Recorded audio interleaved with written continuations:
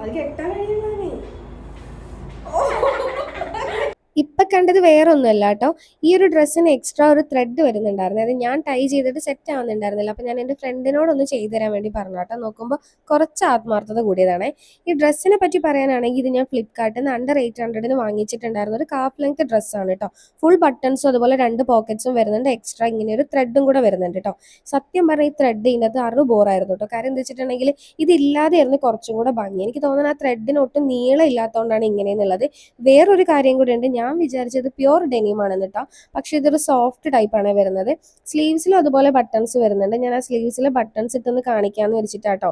പക്ഷെ നോക്കുമ്പോൾ എനിക്കത് ഇടാൻ പറ്റുന്നുണ്ടായിരുന്നില്ല. അങ്ങനെ എൻ്റെ ഫ്രണ്ടാണ് ഇട്ടത്.